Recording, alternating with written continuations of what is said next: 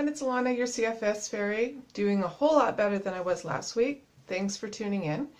Remember to subscribe, like, and share so we can get this into more people who need the help, as well as I post videos once a week and it will notify you that there's a new video up. So anyways, let's get started. So this week I'm doing a video on tracking your symptoms, because it seems like this is probably one of the first illnesses that has gotten so little research done that is more than likely going to be cured by a collective patient data. And we're going, because we have social media, we have access to everybody, all these other people who have the same illness, and we don't feel so alone. But also, we get ideas from each other about how to treat this illness. So I really believe that we will cure this disease, and we will do it together, and hopefully more doctors will get on board. But anyways, let's get started. I use an app. If you go back to my favorite apps, I use an app called Dailyo. And you can put in any activities that you do regularly, like walking the dog or cooking or any of the things that you think could affect your symptoms.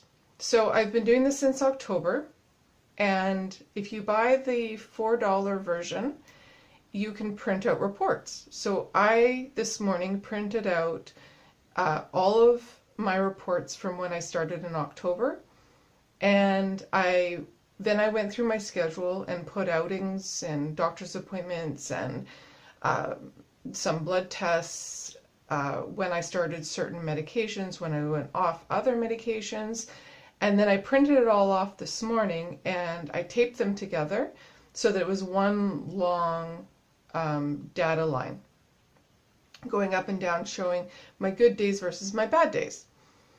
And so I'm going to show you that now, and then you'll hear the commentary on top. Now, this is a great app for you if you want to track what causes post-exertional malaise. I'll put a little tick, I don't know what they're called, but a button up there to that one. Post-exertional malaise, and one about the apps. So look on the screen, it will be up in the corner. Anyways, thanks for watching, and let's get to the paperwork. Okay, so here you see, other than being OCD, I seem to have repeating cycles. So I'm wondering if it's a possible bipolar 2 that my counselor had brought up. It averages about 15 days from one high to the next, and then I have somewhere in there a really bad low, until I get to taking cannabis, and then I have no high part at all, and not a lot, not even any really low times either. So other things I found through tracking is when I have appointments or I have outings, I seem to have post-exertional malaise the next day or two. And whoa, look at here, a whole doozy of a bad time. Now I'm going to have to go look back at that. So other things that I found is definitely the improvement after I got to about 2 milligrams of the low-dose naltrexone. So that went from 2 to 2.5, 3, and so on. And then I got to about 3.5, and things got good for multiple days in a row. And so I think 3.5 for low-dose naltrexone is probably my ideal. I got to 4 milligrams and I started having a lot of bad days in a row. Now this could have been from the low-dose naltrexone or the fact that I had my period just before that, because I'm also finding for the first couple days of my period I'm okay, and then it drops, and I get really low. And that could be a hormonal fluctuation. This is where things got really bad for me, and I don't know exactly what caused it.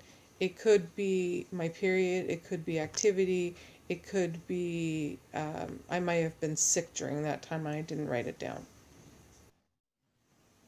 And then here's where I stopped the Dexedrine, and I really did have a crash. And I've had a few good days since then, but after that, I also started the medical cannabis. All right, there you have it.